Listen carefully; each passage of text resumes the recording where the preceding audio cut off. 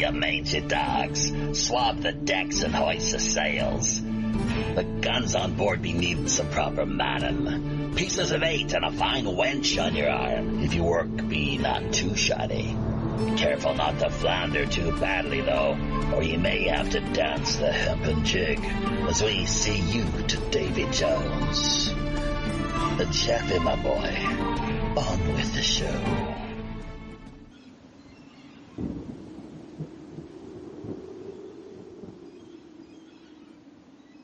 Welcome, everybody, friends, folks, foes, and fellow pirate mateys, to our Friday night feature installment of Pirate Radio Podcast. It's the last feature show of September 2020. So buckle up. We're going to be diving headlong into the world of Mgtow, the Manosphere, what it means to be red-pilled, and all those,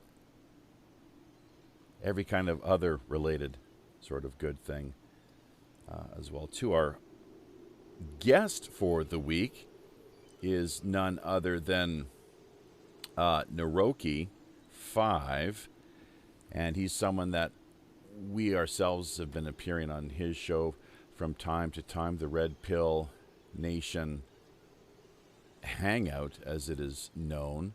So, born and raised in northern Canada, to a blue-collar family. He learned more from the School of Hard Knocks than any school society could offer, and ended up completing a program at Vancouver Film School. Confirmed, so he thought, lifelong NDP Liberal supporter, until virtually both of them got woke.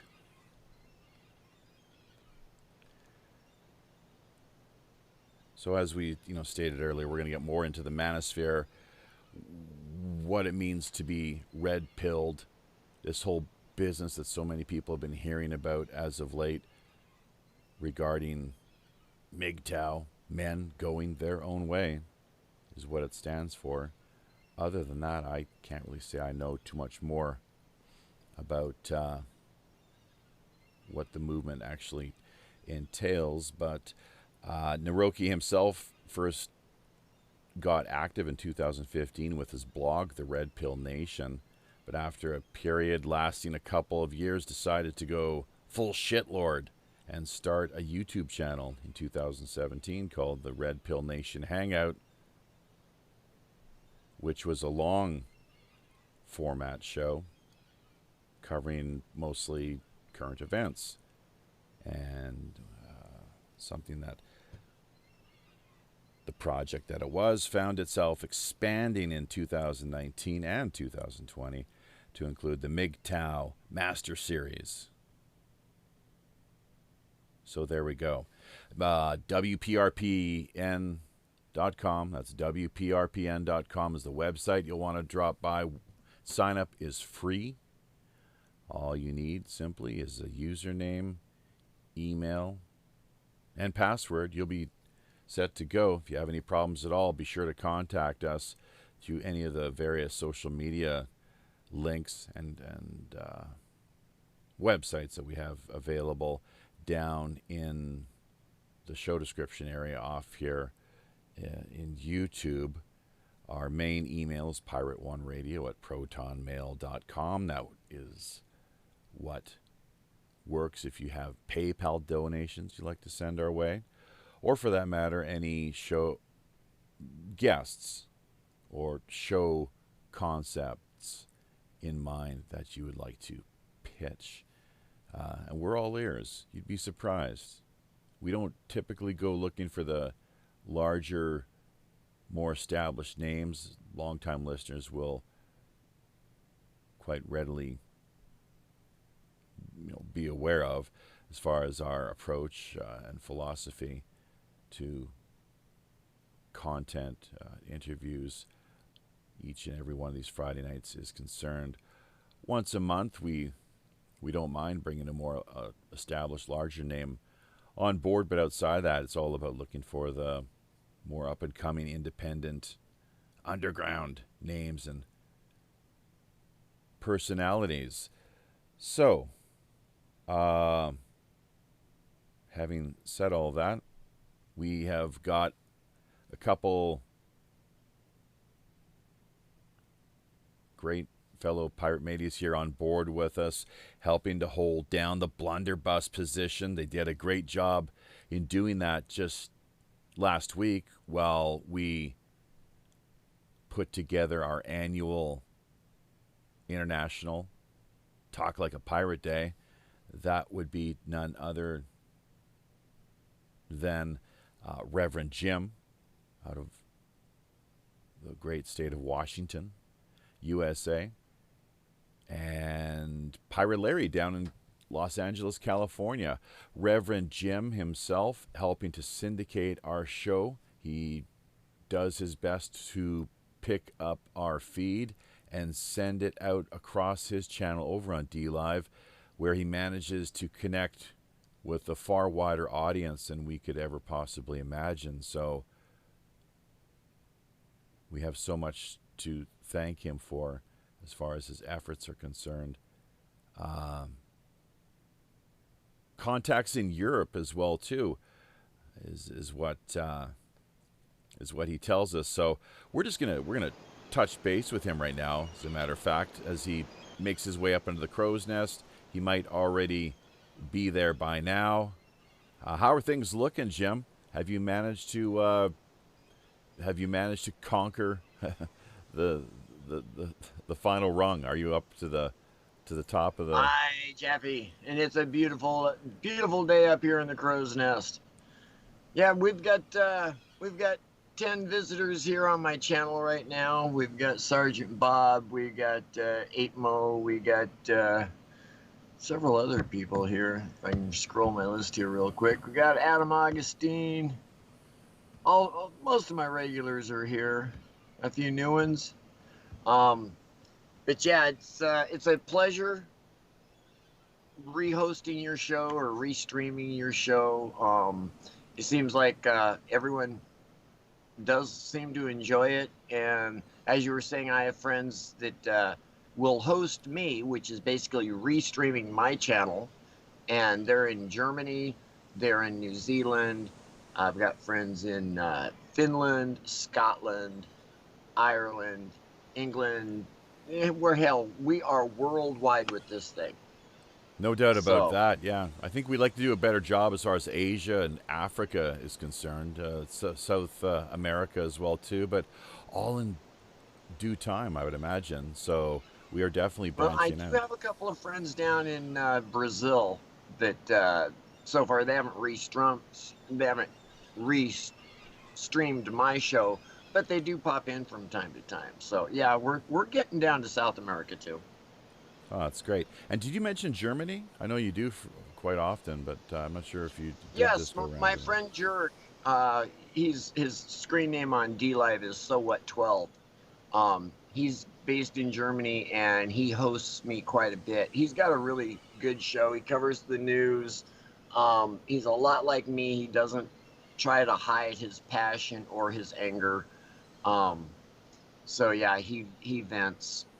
And and that's one of the reasons I liked him. First time I ran into his show, I thought, who is this guy? And he is just going off on something. He is just livid. And after about 5 minutes, like, I like this guy.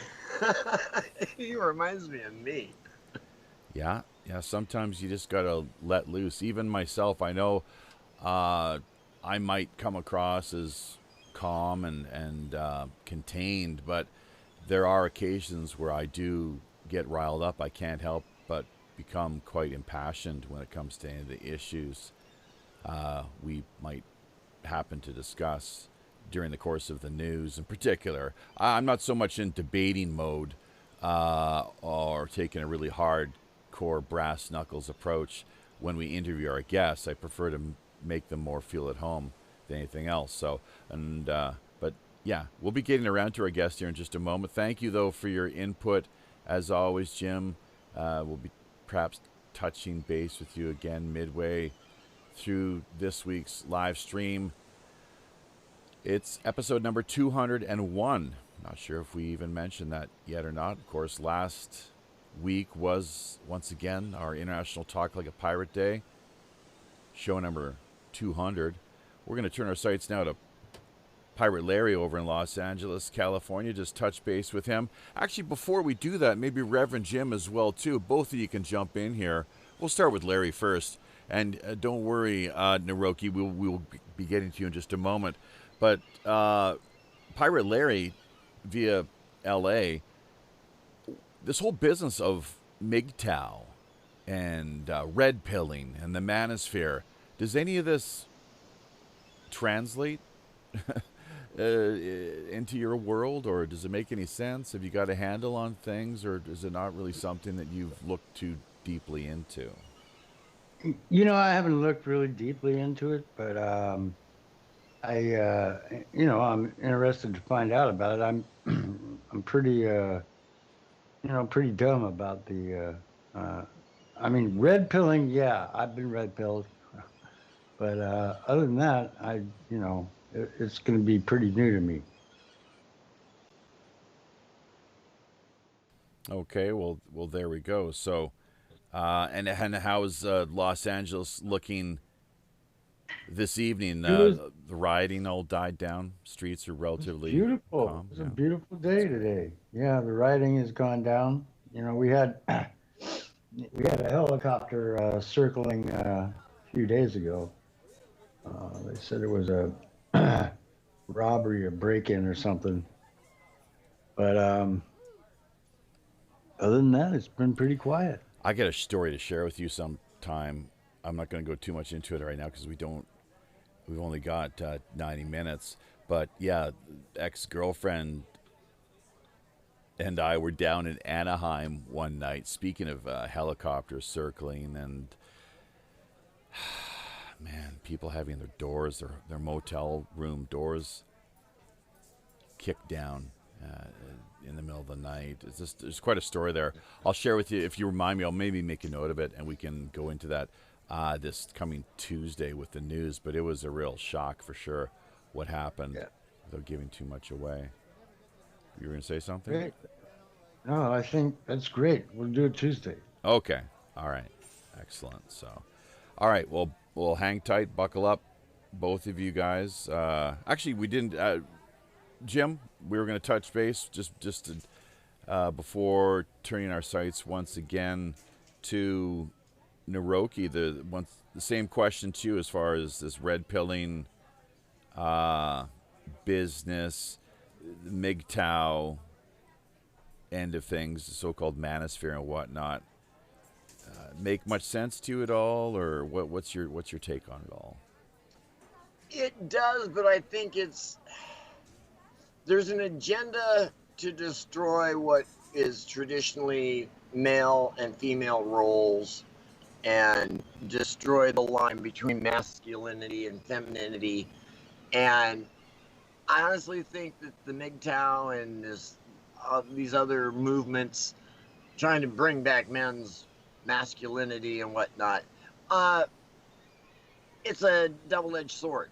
Yeah, we need masculine men again, but without women, a man on his own is not complete. Man needs a maid. What did Neil Young tell us back in the day? A man needs a maid. Every successful man has a strong woman supporting him. And that's a strong woman should have a good man supporting her. It's a two-way street. So this go your own way thing, you don't need a woman. That is the same as the feminists and you don't need a man. No, we need each other. And so yeah, I'm not totally against it, but I'm not totally on board either, if you understand what I mean. We'll get to Neroke here in just a brief moment, but who knows, maybe by the end of this week's live stream, hopefully you'll have, all of us will have a different impression of what we're discussing here currently, and maybe not so prejudiced as we first were when going into things. I notice this a lot with any of the guests we talk to. Got to be really careful with assuming too much. We'll see what he has to say, though. So thank you for that, both of you. Once again, this is episode 201 of Pirate Radio Podcast. Myself, your host, as always, Robin Hood's Chief Communications Officer, Jaffe Ryder. We have got things launched here over on YouTube. The restream technology not back in place yet, unfortunately, so doing our best to keep things going on a regular basis here, twice a week, with the Tuesday night news, of course, 8 p.m. Pacific Standard Time, 11 out on the East Coast, and the Friday night feature guest interview. That's 12 p.m. noon here. As always, one should take note of if you're living in Asia and the Tokyo and Seoul time zones, 12 p.m. noon, Wednesdays and Saturdays. Neroke, I think that's enough in the way of an introduction. We got to the two wingmen, of course, here, and you heard some of their comments and some of my what I've been able to unpack to this point. But yeah, welcome back to the Robin Hood. This is the first time you've joined us in a feature capacity. Oh, glad to be here. Yeah, you've dropped in for a couple of our news events, haven't you? I know we've done a Yeah, I did one. I've done a couple of those, and I did one like one hour spot with you at one point. This was way I think it was like 2019 that almost. That would be the news. Yeah, that's the way we got the news set up and formatted. Absolutely, first hour guest. Sure, that's right. So, I mean, yeah, I asked you the question. I think what I'm probably going to do is I will just start explaining Mgtow before I get into my own personal story. Now, the best description, and ironically enough, if you go to my YouTube channel and you look at the Mgtow Master Series number 1, I think we actually open up with the description of Mgtow from Mgtow.com. And it's like Mgtow, men going their own way. It's a statement of self-ownership where the modern man preserves and protects his own sovereignty above all else. It is a manifestation of the word no, ejecting silly preconceptions and cultural definitions of what a man is, looking to no one else for social cues, refusing to bow, serve, and kneel for the opportunity to be treated like a disposable utility, and living according to his own best interest in a world which rather he wouldn't. Now, again, like I said before we started the show, a lot of people, it's not so much what Mgtow is, it's what Mgtow isn't. It's not a female or sex boycott.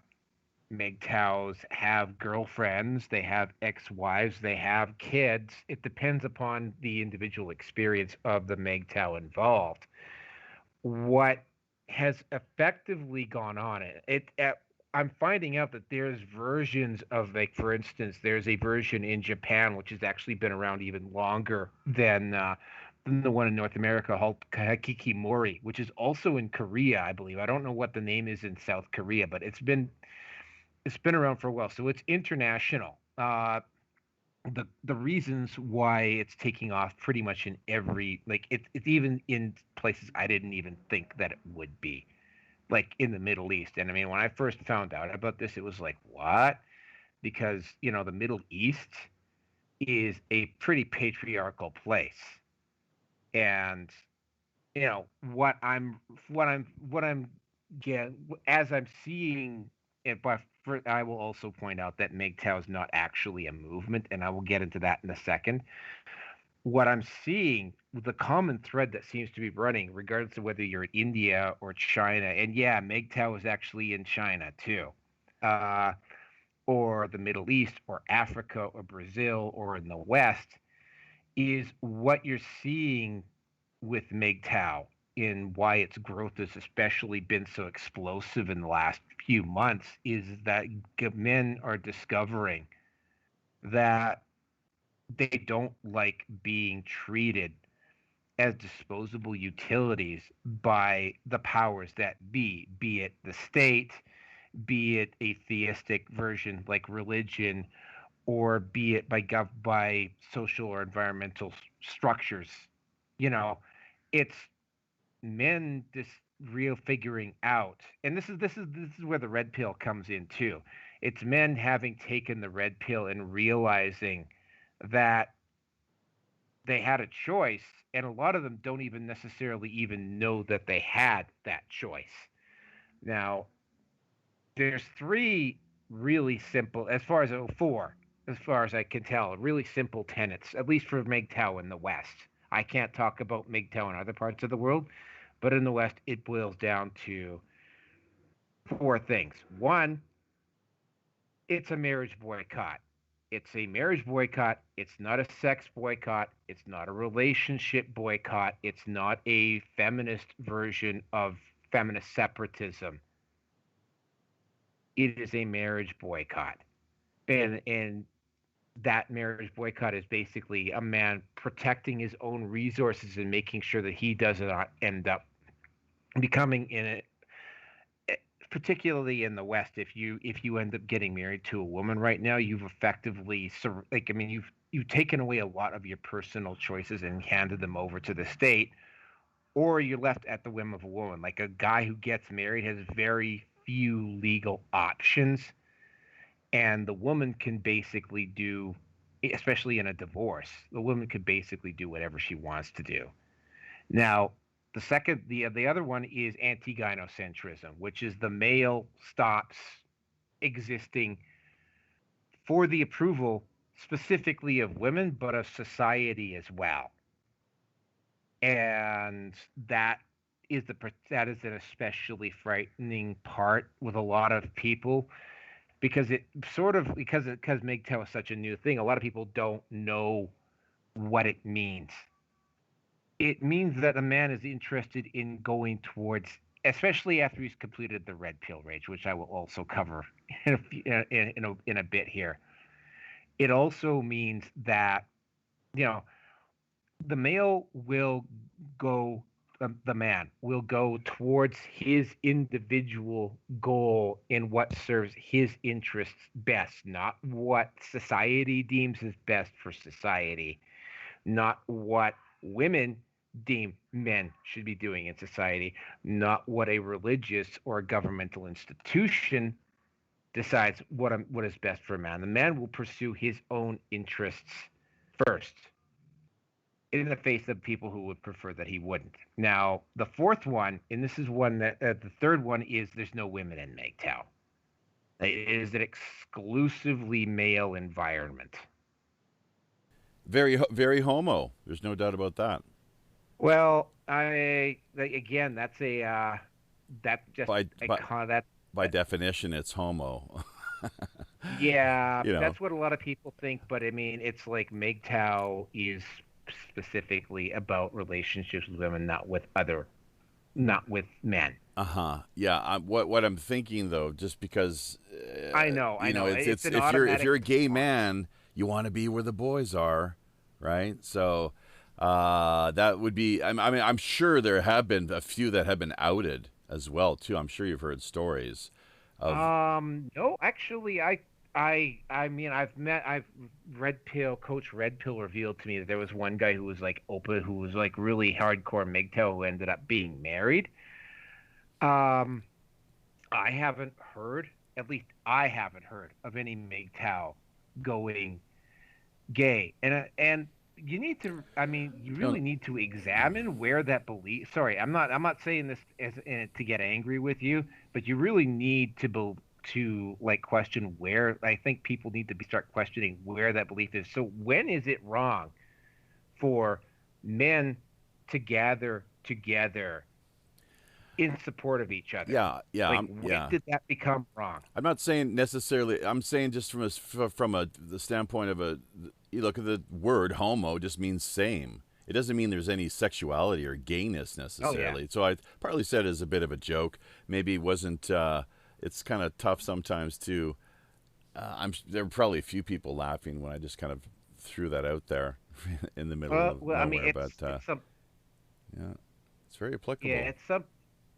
Yeah, I've heard it before. A lot of, I mean, I get accused. I mean, I've been accused of being gay, closeted gay. I've also been accused of being an incel. Even though, I mean, one of the key differences between a Mgtow and an incel is that, for the most part, like a Mgtow is a guy that's already gone there. They've had the relationships, they've had the marriage, they've had the kids in a lot of cases. So it's like they're, you know, it's a Mgtow is already gone there. I mean, I myself, for instance, I mean, if I really wanted to go out and get laid, I could get laid. It's just not particularly my identity is not tied in to being in a relationship. You know, I've reached that anti-gynocentrism point where it's like I don't need to live for the external validation that a lot of men are not even consciously aware that they need to have from women, especially when they're in relationships, right? And that's freeing in a way that it's kind of hard to explain, because it's not, I mean, especially for a guy who's been through the red pill rage, it's not woman fuck off. Although when you go into a lot of the Mgtow forums, you will see a lot of that, because there's a lot of men currently in red pill rage and still processing the feelings and emotions. Just if you want a good analogy, look at the movie The Matrix when Neo first discovers that he was a battery.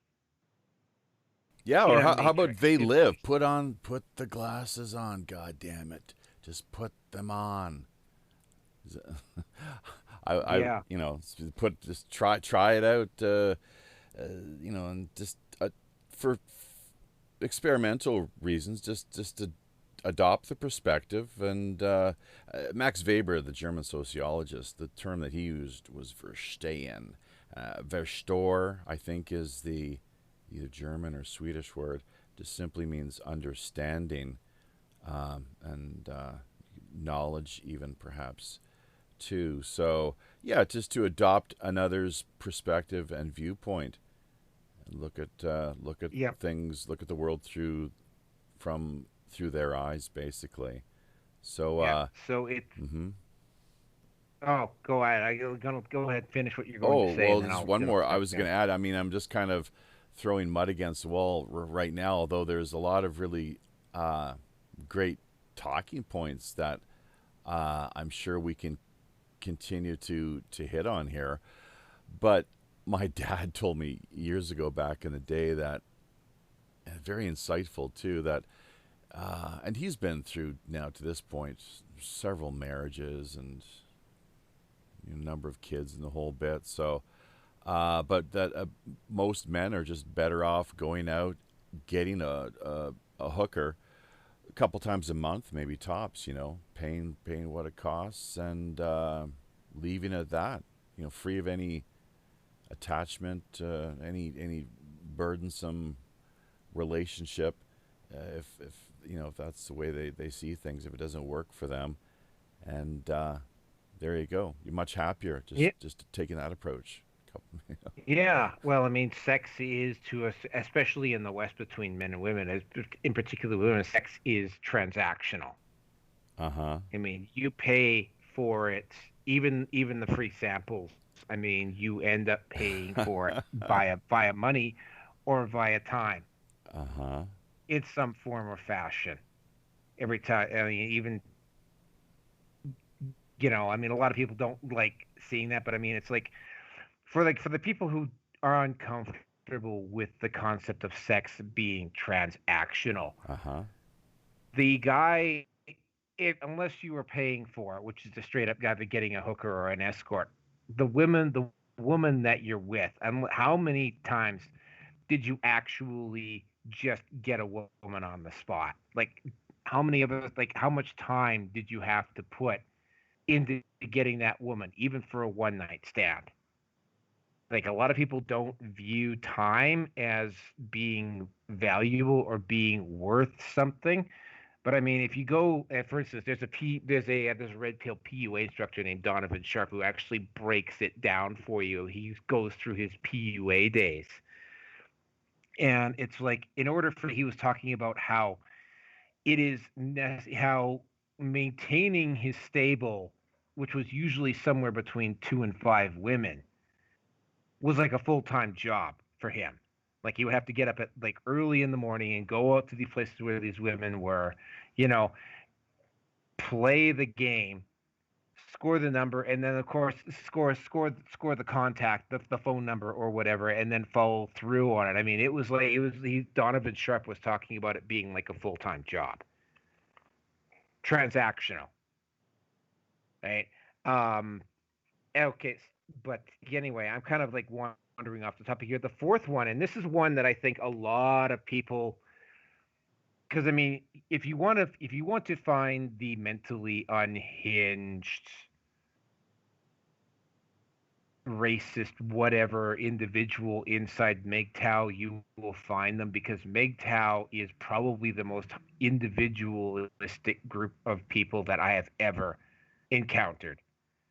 Like, you will get everything: liberals, conservatives, atheists, Christians, black, white, whatever, right? It's like, there's not, that's why there's so few things that actually tie all Mgtow together as a unit. And that's why it's so easy for people to kind of get confused about it, because there's like, I can point to a guy like, say, Christopher Hansen, who was the guy who was responsible for the Mgtow site on Reddit getting quarantined. And this guy was on the, I never ran into him personally, but I mean, from my understanding, he was willing to take it that step further and start engaging in acts of domestic terrorism. But then again, you also will get guys like, say, Spetsnaz and Thinking Ape and Terrence Pop and Sydney Mgtow and whatever. These are guys who are actually genuinely out there to help men.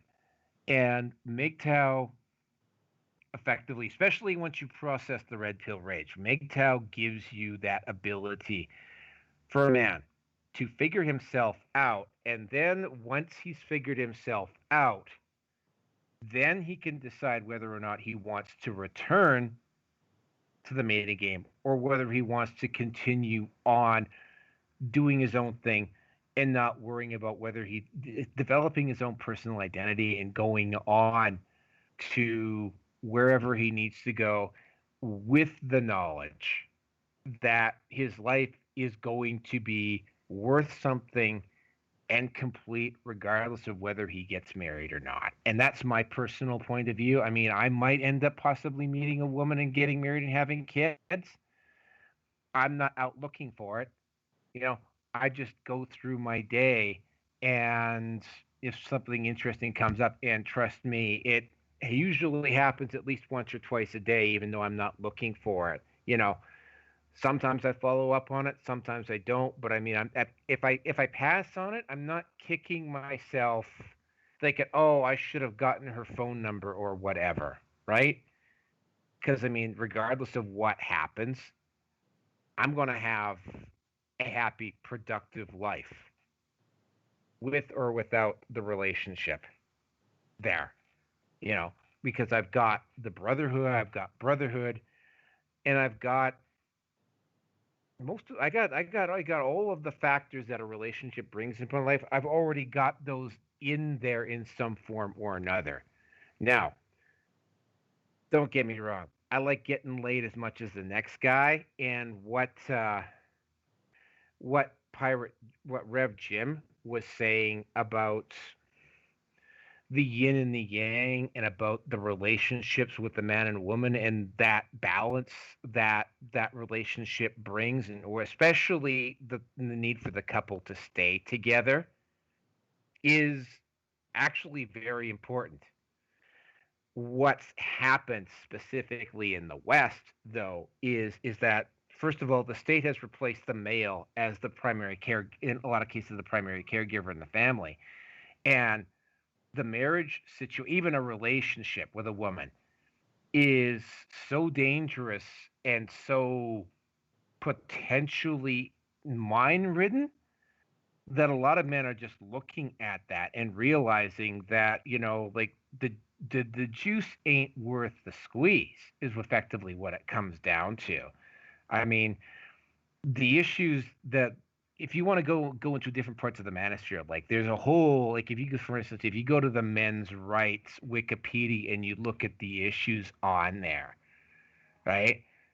And like false accusations, for instance, which is the one that I really wanted to start out with. I mean, you know, Jean Gomeshi, who I think I've mentioned to you on a time before, had was basically sleeping with this woman, Lucy Digaturi. Now, I didn't particularly like Jean Gomeshi as a person. He's a social justice warrior, but he was effectively set up with a false rape accusation. Consent was withdrawn by Lucy Digaturi after the fact. Lucy Digaturi decided that John Gomeshi raped her after she had already consented.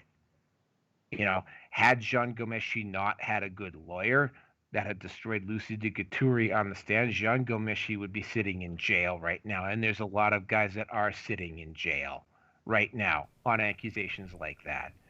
And then we can get into corrupt family courts and what they can do, and the fact that, again, I've mentioned this to you before, right? I mean, the lawyers in a family court, most of the family courts in the West, first of all, they don't run on a jury system. They come strictly through the judge. So if the judge has an agenda, like if the judge is a diehard feminist, for instance, or has bought into the Duluth model, the guy's going in there effectively with one arm tied behind his back. And the lawyers in the family court system, they all know each other and they all know how to manipulate the system.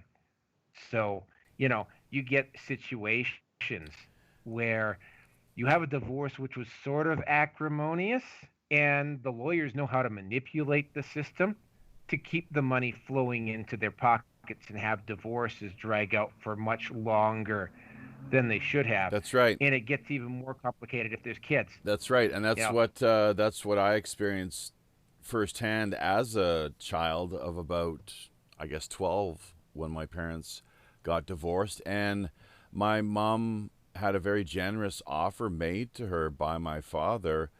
She got greedy, in part because of what her lawyer was telling her, just exactly what you're hitting on here. They know exactly. I mean, this is their bread and butter. They see this. Here's their next mark, just walking into the door, right? So, thank you very much, Jesus. And she ended up with far less money than my dad had initially offered her because of the legal wrangling back and forth and, as you say, acrimonious environment that was artificially exploited, really. It's a big cash cow industry. So, hey, listen, let me just remind people that this is Neroke 5. We're talking to host of the Red Pill Nation Hangout podcast. It's episode 201 of Pirate Radio Podcasts. We have over here in the YouTube chat, we've got Barbecue Jim, Dana Shiver, Joey Boomer, Stranded 360, Global Enlightenment Radio Network dropping in, working our way up to 10 people all together. So thank you very much for each of you dropping by, lending an ear. We look forward to your comments, of course, as always. And speaking of the Global Enlightenment Radio Network, we gave Reverend Jim a bit of a shout out just a little while ago. Let's not forget, #GERN, Global Enlightenment Radio Network. That is Daryl and Katie who run that operation. Angel Espino helps to syndicate our show as well, too. psn-radio.com. And he does a really great job there, similar to what we do in working to promote the grassroots the podcasting community, alternative fifth estate media is really what it comes down to. And that's one of the reasons why we're here today having this conversation, doing a bit of a deep dive into the whole Mgtow Manosphere business. As I think you've made pretty clear to this point as well, too, Neroke.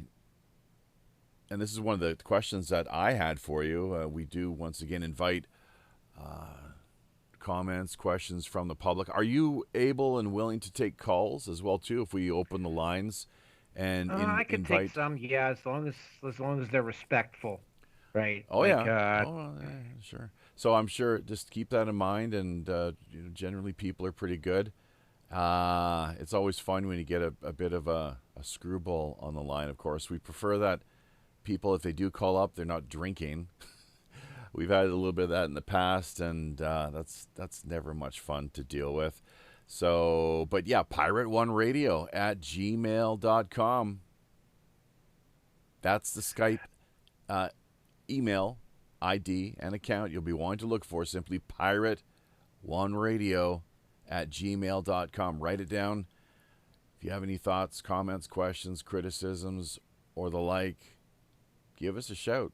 Lines are open. Our guest, once again, Neroke 5, host of the Red Pill Nation Hangout podcast, among other things. So, we didn't really get too much into your personal story, your background. Oh, I was about to get into that, well, actually. let's do that now then. Yeah. Thank you. Because Prince George. Hey, dude, I played for the Spruce Kings back in the day. How about that? Small world, huh? Yeah. They still exist, although the Cougars are the WHL the team. main ticket. Yeah, I was about to get in. I was actually about to get into a personal story here. This particular I was going to get into my brother, who is significantly older than I am. He had 2 sons with this woman that he married straight out of high school. They didn't actually have a custody fight at first. My brother just turned the 2 sons over to my ex-sister-in-law. What ended up happening at one point is that my ex-sister-in-law, and this is something that happens quite a bit, right? No, I won't say quite a bit, but it does happen. The woman who has custody of the kids puts the kid up for adoption and doesn't bother to tell the father. And that's exactly what happened with my brother. Now, fortunately, his sister-in-law's sister grew a conscience and called him, and my brother was able to took custody of the kids. And then, of course, it got sent to court. And when it went to court, the judge, even though my ex-sister-in-law had tried to put these kids up for adoption, the judge gave her custody of the 2 boys. And I remember this quite specifically because my brother we had to turn them over in the middle of a family reunion. And I wasn't there for the exchange, but I remember looking at him after the exchange, and my brother's, he's not like an uber tough guy, but I mean, it's the only time I've actually ever seen him cry. And I remember walking away from that, and this was I think it was 1981. I remember looking at that and thinking, "Oh man, I am never having kids." I didn't actually think it was going to happen at that point. But I mean, it's eventually he did get the boys back because they returned to him of their own free will. But I mean, that just gets into the whole thing about the family courts, and it's not just family courts, it's divorce courts, and depending upon California and Florida, for instance, have lifetime alimony, right? It's some pretty I hate to use the word, but evil stuff, just wicked, nasty, a real den of thieves, and Oh, it it's is. such a just opportunistic cash cow industry once again, despicable, and the kids get caught up in the midst of it. And so often you find with like child protection services in the middle of it all, that mostly we've heard all, well, a few at least, hopefully, because the stories are out there, the horror type scenarios where kids end up being put up for adoption and ending up in far worse circumstances than what they were to begin with. Yeah, So well, I mean, yeah, it's terrible. we've got guys who were divorced from their wives in the 70s that are still paying alimony. Now, a lot of people everybody knows who Robin Williams was. I bet you don't know how much a year Robin Williams was paying to his two ex-wives. Let's hear it. $1.8 million a year. He was paying $50,000 a month to his first wife, and even though they divorced, I think it was either in the late 80s or the early 90s, he was still paying that alimony to her when he committed suicide. His second wife, he divorced her I think it was the early 2000s when he briefly had an issue with drugs again. He was paying her $100,000 a month. A lot of people don't know that, and when he got Parkinson's and he just didn't have the energy to carry himself through that TV series, Was that what it was? Was that what it was? It only ran for one season. What was the name again? The last I can't remember. Series he I can't did. remember, but it was like I talked to a few people and they said he looked tired. And like here's another example of how choosing the wrong woman can cost you. Everybody has seen 2.5 Men at some point. Anybody who's lived in North America. Now, everyone focuses on what Charlie Sheen characters in his insanity. What a lot of people don't know about that series, and this is why I think the series became so popular, is because, I mean, both John Cryer and Charlie Sheen were playing characters that were actually not far from what they were like in real life.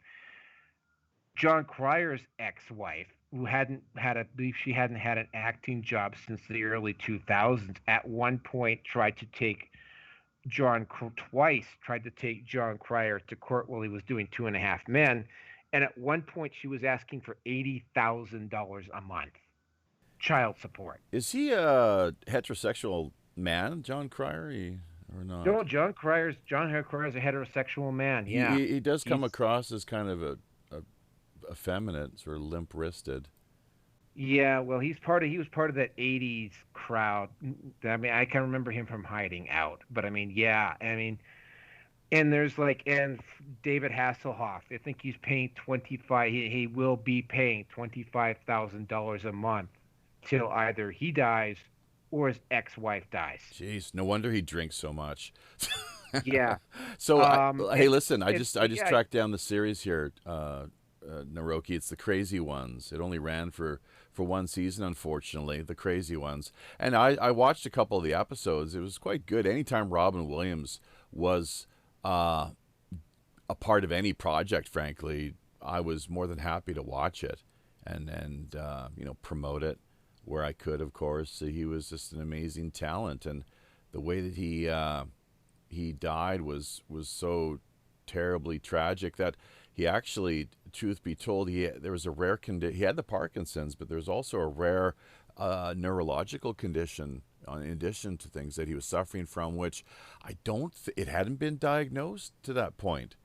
But that came up in the autopsy, and then the documentary that covered the whole thing disappeared. They keep taking it offline for some reason, but it goes into great detail.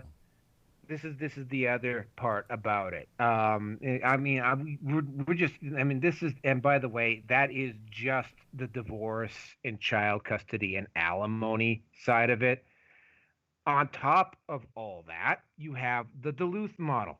The Duluth model is a model designed by two, I can't remember their names, two radical feminists in Minnesota, at Duluth, I think. And it is the model that almost all the police departments in North America, in fact, a lot of them internationally follow, which basically defines that domestic abuse can only happen male on female. And that is the model that's used pretty much by almost every police department in the West. That is utterly despicable. That's right. I do remember that from my time back in Canada around 2000, that the cops would just laugh at you if you made allegations that that your girlfriend had been slapping you around, or that you had been the victim of abuse. Treated like it's a joke. At the hands of a woman. Oh, well, what's the matter? Can't you hit back? Well, yeah, you could, but what kind of man are you? What, just a little girl, So it's a given that men are bigger and strong. We understand that, but that doesn't mean that the poor little women can't be pretty mean and vicious at times. And it's not just physical. It's like emotional and psychological. Right. Vicious. When it comes to this, but yeah, and it's like the Duluth model. So it's like, unless the guy gets lucky and happens to document what's going on, and it's again thanks to, and we haven't covered the men's rights movement at all tonight so far, but thanks to information being spread around in the Manosphere, which includes Red Pill, which includes PUA, which includes men's rights, which includes Mgtow. The Manosphere is. They're not one big happy, but there is an information exchange happening in the Manosphere, and information, like, for instance, about how to deal with corrupt divorce attorneys, how to deal with abusive women in relationships, like what to do with a number of different other issues. Like, I could go down the list. For the first time, for instance, again, right, you're seeing Christians and atheists, Muslims, you're seeing black, white, whatever. Guys have gotten, and this is that whole thing about, this is not like homo at all. Men are getting together, rich, poor, black, white, atheist, Christian, whatever, and they're getting together in a male-only or extremely male-dominated space. And each, like Mgtow, men's rights, PUA, whatever, each of them has a different strategy for dealing with the dynamic. But there's an information exchange happening there. And because that information exchange is happening, what you're starting to see is you're finally starting to see, especially when it comes to child custody and that sort of thing, like you're beginning to see things slowly start to move to a more balanced way of doing things. But we're probably years away from doing it. So it's like, yeah, Mgtow, their strategy is to look at what's going on and go, no, I don't want to play that game. I'm going to go play my own game. They're effectively taking their toys and going in. Men's rights activists want to reform the system and change it into something that's more equitable. PUAs are trying to work within the rules to get ahead to where they need to go. And then Red Pill, which is sort of like a whole combination of those, is basically an amalgamation of all of those groups. Well, and hold it. PUA, because you're unloading a lot of information. PUAs and incels, because we left that incels business way back in the dust a long time ago. Until recently, I'm still not clear on what it is exactly, but can you just clarify? Incels. Yeah. I should clarify what incels are, and I will define to you exactly why incels and Mgtow are different. Before we do that, though, as well, too, we just have a moment to jump in here and once again, just prior to turning things back to you, Neroke, having you unload basically these what these concepts really represent, the essence of what the discourse regarding there is some confusion too in my mind at least, red pilling.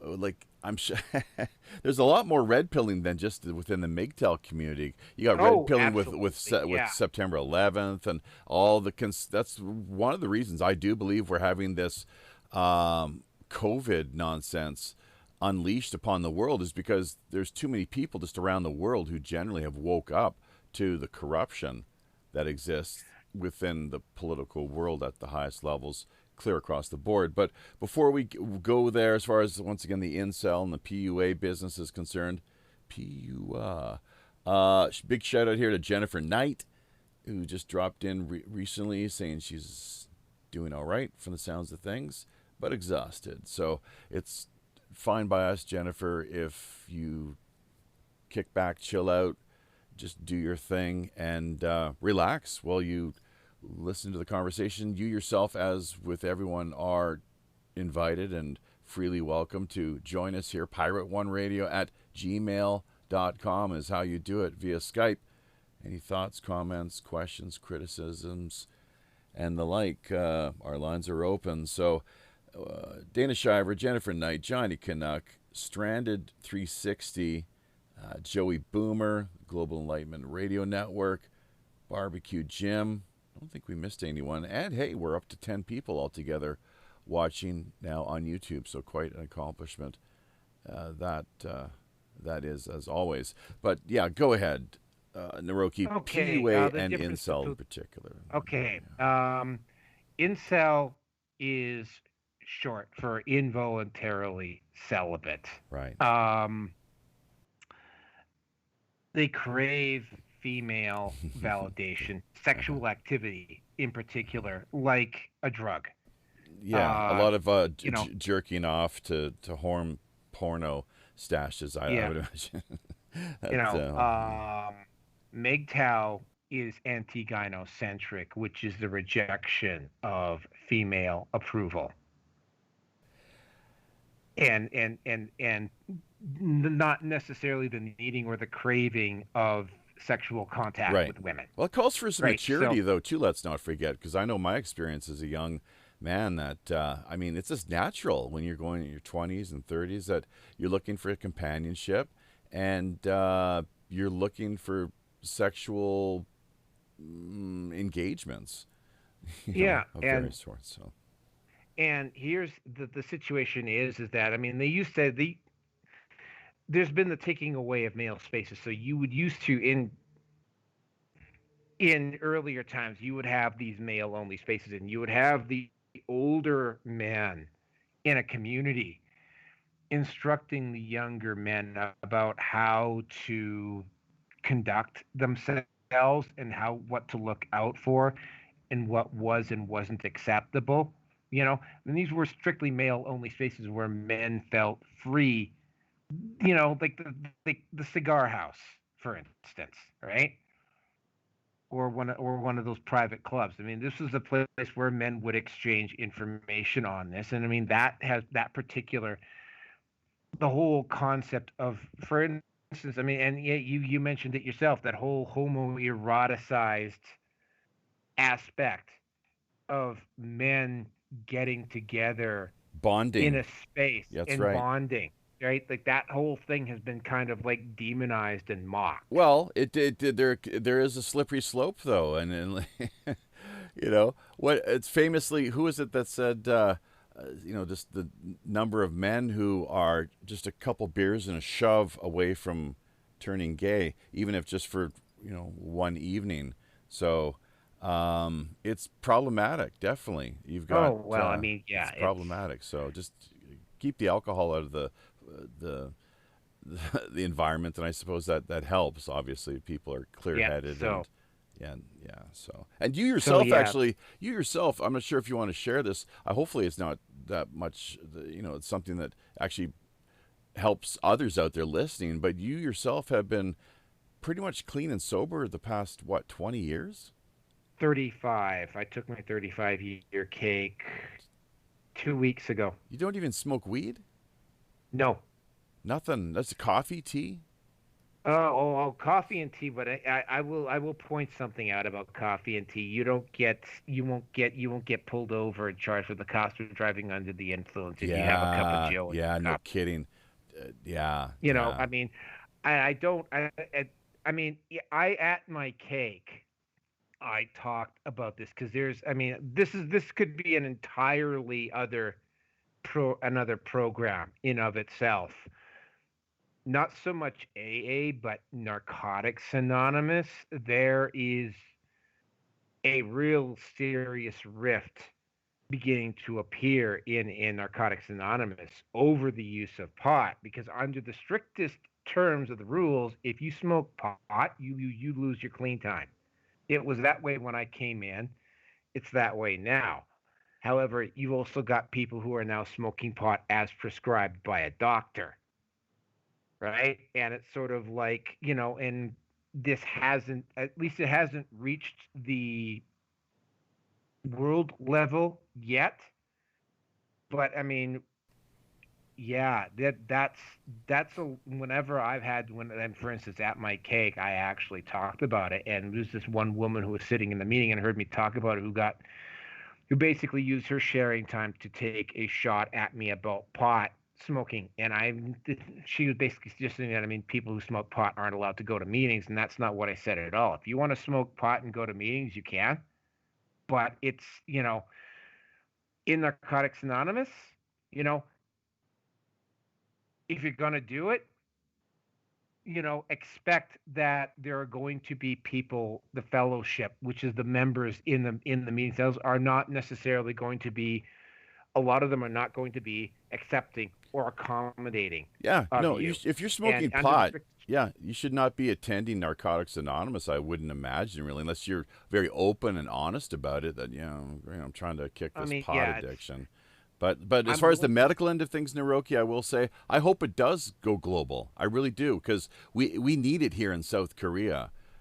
So in a big way, they had it stripped away, stolen from them, their heritage, their culture, their history, everything, and just completely whitewashed. Actually, we can't say that now. It's racist. So we'll have to quicken that. We can't actually. Can we have any Oh, color? let's Like, keep it in. I'm past the point of caring about that stuff. I say Besides, that with I'm not I even white jest, myself, tongue so in cheek. Pardon me. I'm not even white I know, I myself. know, I So know. Yeah, yeah, right. Are you full-blooded native or what's going on I'm there? Métis. So okay, so all right. So you speak a little French then as well too, or My folks do. I never. We yeah, grew jeez. up out west. You know what it's like out there with Hey, I French out oh west. man, so I Yeah. studied it in So school. Like it's kind of mandatory when how old are you now? You're in your I 30s. could never grasp it. I don't know why I could never Yeah. Oh, grasp it's a it. beautiful I language, and it's very similar in many ways Oh, to English. The Parisian version of French, like the original, like from France, is a very poetic, Mm-hmm. like flowing, Mm. elegant Sure. language. The Yeah. what the version of it spoke. I mean, it's like I've been told by people from France that they can tell when some. Well, it's more or less like you can tell somebody's from Australia, for instance, when they're speaking English. Are you talking about Same sort of Quebec thing. Quebec compared to Parisian French? Yeah, there's a Yeah, different. yeah, There's a of different. Yeah, course, they have an right. accent. And Métis out there in Manitoba as well too. So it's just that the history of Canada, the way that with the settlement and the founding, that with the French, of course, Louis Riel, uh, very much a major figure, the Red River Yeah, he Rebellion, was an and uncle of mine. mm-hmm. I think Four or you told five, me. 3, 4 generations back.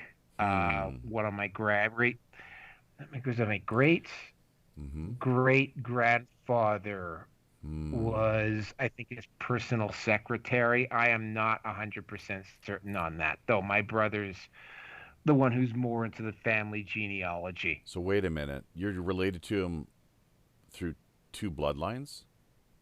Yeah, my great grandfather Mm-hmm. apparently was Personal a secretary. cousin or something to Right. Louis Riel Uh-huh. and was a personal secretary or something like that. Yeah. Right.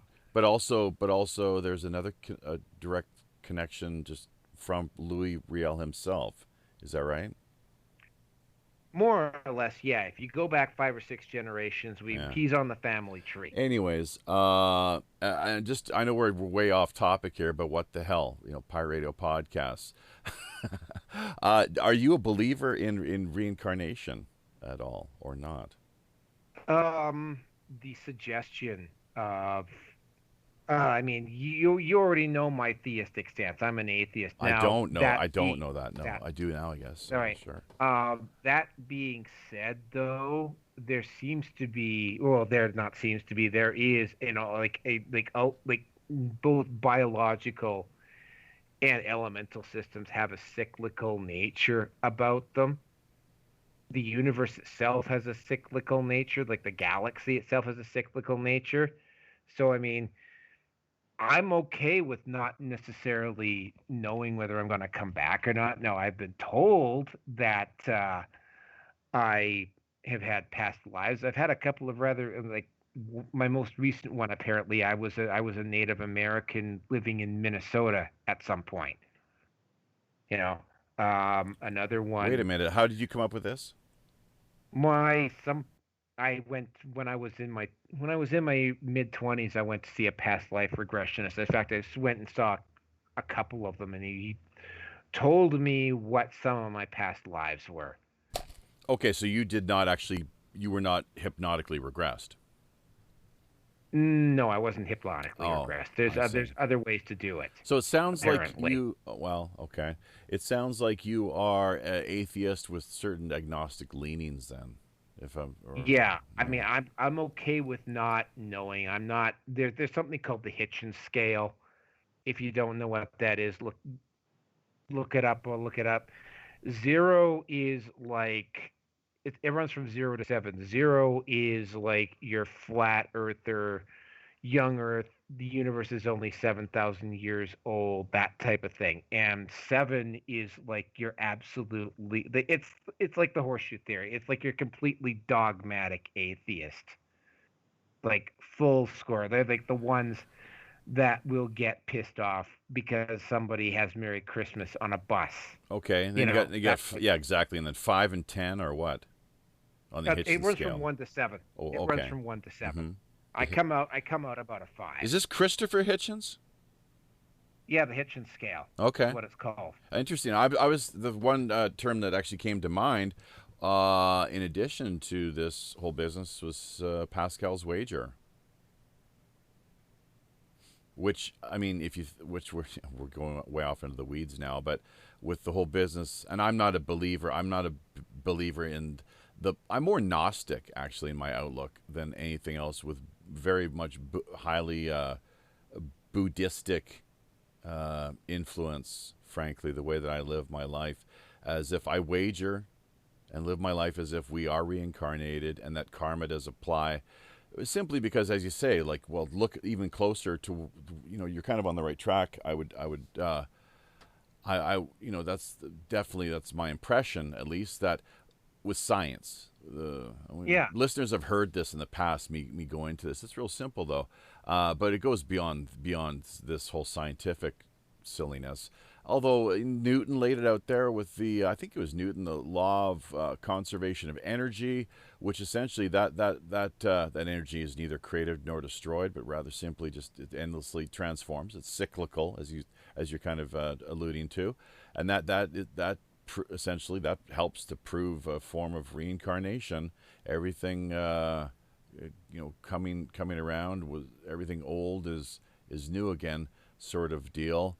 New wine for old bottles, and then the karma. Check this out. This is simply to in closing, that action, for every action there is a reaction of equal yet opposite effect. That would allude more or less. That would kind of give us a sense of what how karma functions on a cosmic scale. Which reminds me, we are going to be, hopefully, it looks like now we're 1 or 2 steps closer to bringing on board a monk, actually, an actual living, breathing Buddhist monk who, it's either Cambodia or Thailand. I think and apologies, I hope he's not listening, and I'm not gonna give him a shout out right now because we'll wait till he's 100% booked. But we have been definitely working on it here behind the scenes and edging ever closer. So yeah, it's I think it might be Cambodia, not Thailand. Although the point simply is that I'm just looking forward to having that conversation. We'll be getting more into these sort of issues. The reason I brought up reincarnation with you is because with the tribal Native American Indian people, that I thought it had been long-standing sort of tradition and belief. Not saying that all people of Native descent subscribe to everything that has occurred throughout their history and come down to them. Of course, they're free to choose what they want, I suppose, in the West at least. But Scandinavian and Viking traditions apparently too, from the information I've come across. Not so long I mean, ago, I could get it. Even Christianity had a form of reincarnation up until the Council of Nicaea. There you go. I think. And the reason I asked you, and I'll just leave it at this, is simply you mentioned Louis Riel, and in my mind, I'm thinking, well, maybe you are Louis Riel.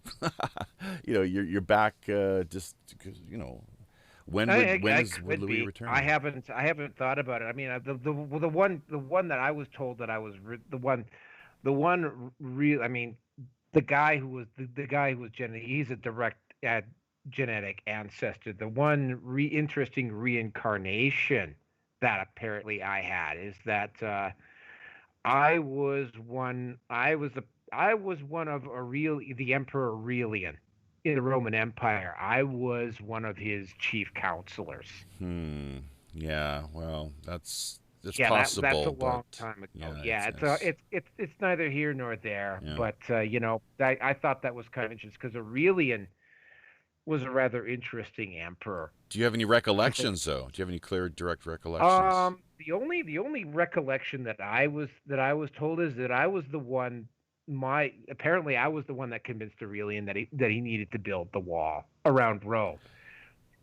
And my explanation for him for doing it apparently was the fact that it's sort of like, yeah, you know what? Like, you're here right now and you're doing a good job, but what's going to happen after you die?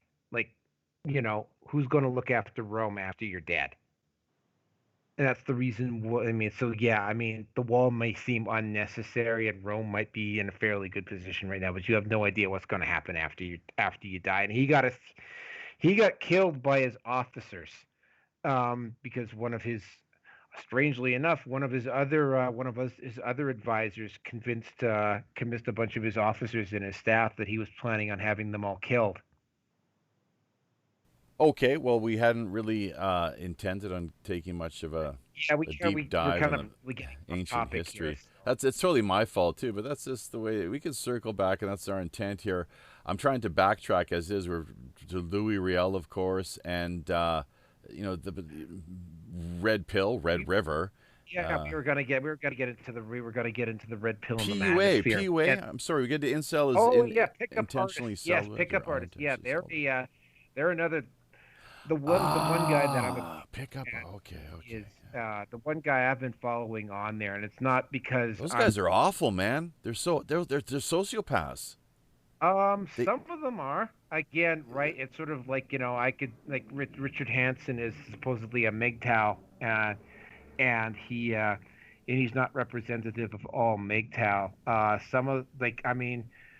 The one that keeps getting brought up is that one PUA who brought this woman home and he had sex with her, and he literally tossed her out into the hallway after he was done with her. Jesus. That's the one that gets brought up. Why did he do that? Again,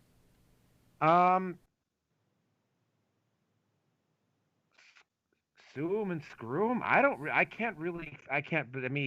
He's an exception to the rule. Donovan Sharp is a guy I listen to quite frequently. He is in a relationship. He doesn't conduct himself like that. Neil Strauss, who wrote the book The Game, he was definitely not like that either. I mean, it's like, again, right? It's like every other group of people. You have some bad apples and you have some people that are genuinely interested in helping men. Good point. So but again, PUAs and Mgtows are not happy bedfellows together. No pun intended. Having referenced the whole homo business a time or two now, so maybe Yeah, keep the no, bedfellow business. their strategies for dealing with the corrupt. We haven't even got. I mean, I haven't even touched on false accusations, paternity fraud. Sure. Uh, Well, you know, and listen, this is the thing is like we are heading towards the bottom of the hour here, and we can maybe, if you've got time or interest, I think you're aware that we do run a Rogues Gallery after show. It's strictly optional, of course, but we can carry over with the conversation. yeah, Then I have sticking around. within that context, yeah, it's just sometimes we manage to produce the Rogues Gallery after show. It's really great. We got music that we add to the mix, and we really do kind of let our hair down basically.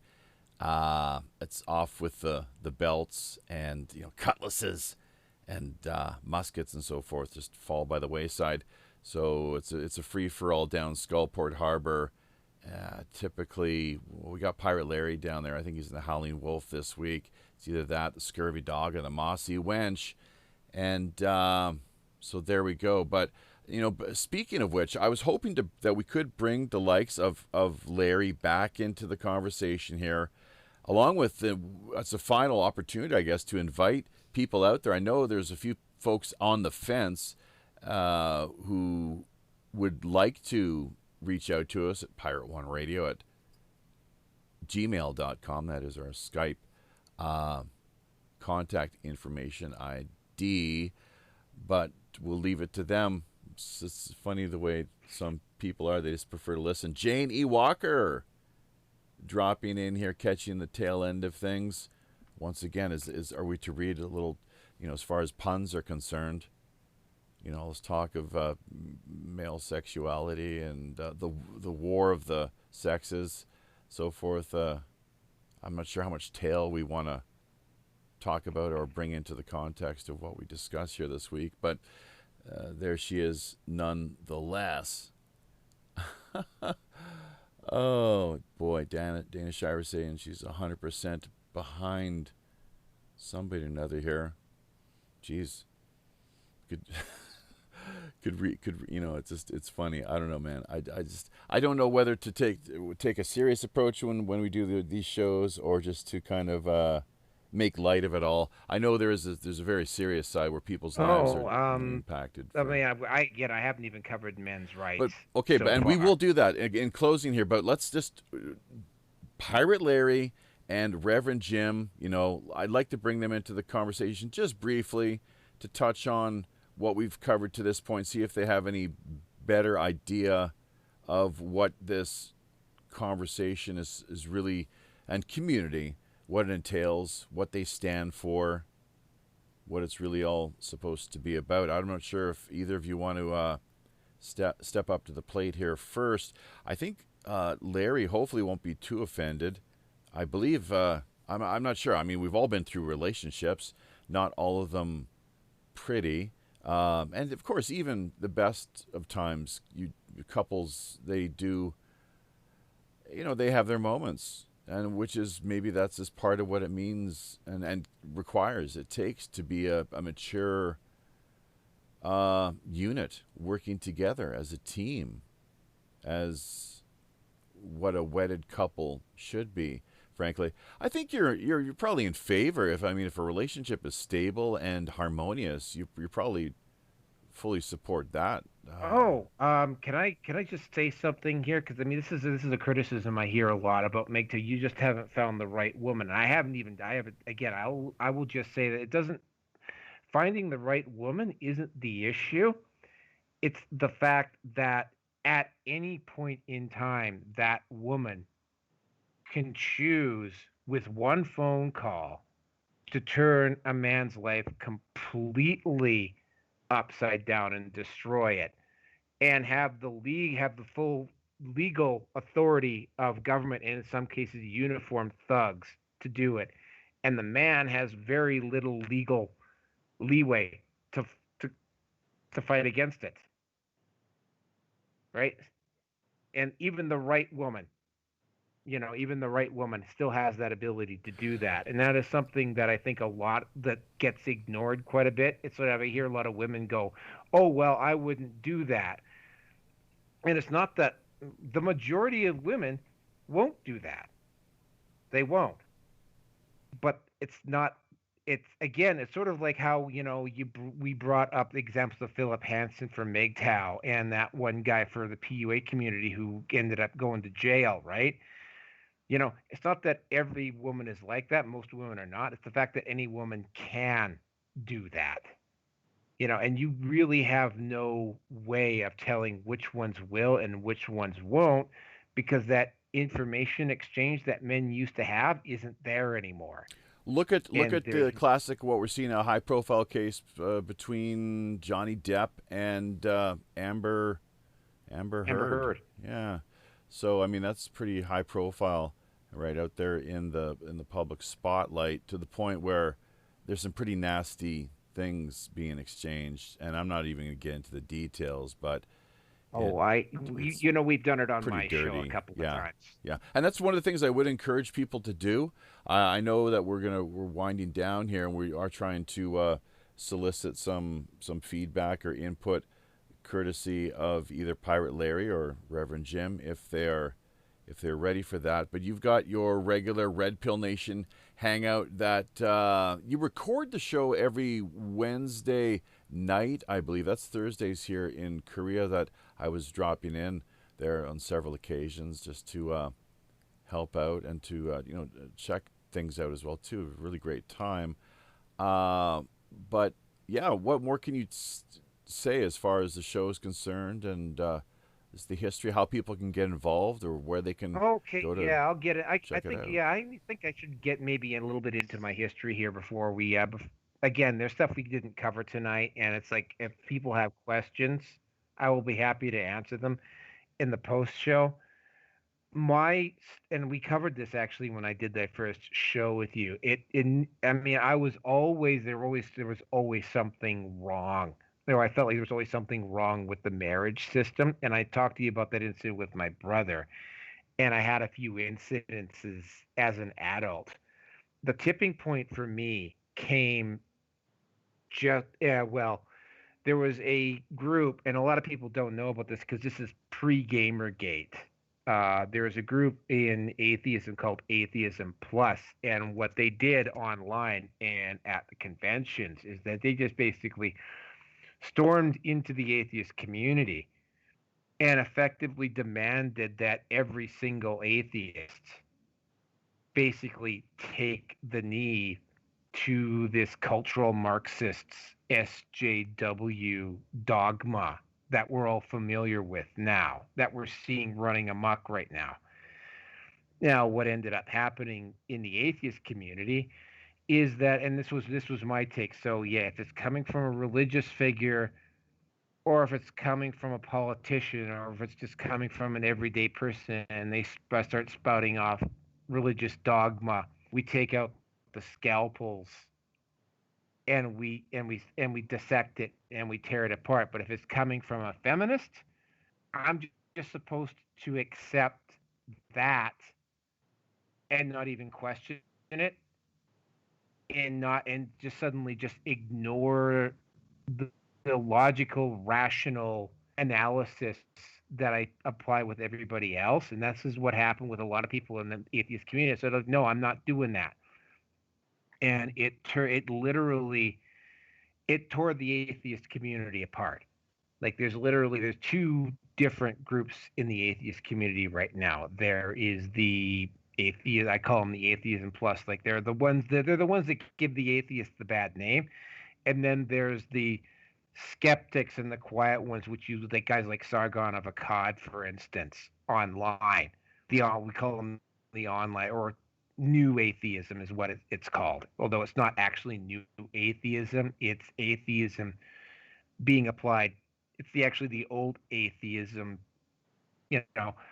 But that's where it got started. And because I'd already done something called the Sterling Institute of Relationship Men's Weekend back in the 90s. And I was having to deal with these feminists, these people in the Atheism Plus, pushing this dogma, and I had to start going to men's sites on Facebook more and more frequently to get counter information from it. And I turned into a keyboard warrior for about a year.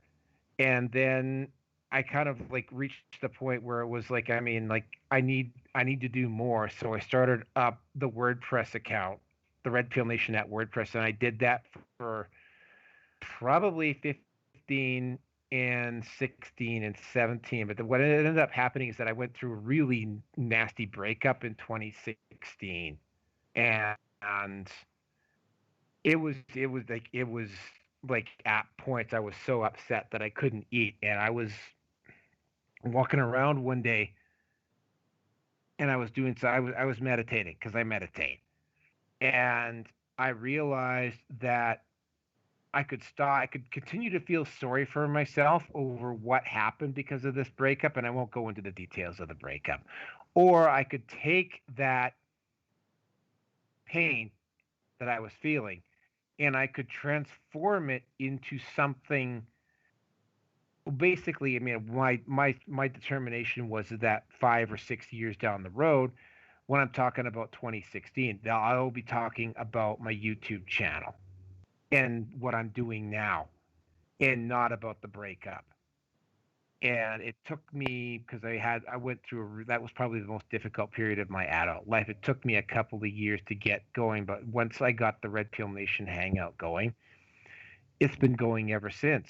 And along the way, we've done the Mgtow Master Series, and lately I have been getting into my own independent content. The Mgtow Master Series is kind of, well, it's not going anymore.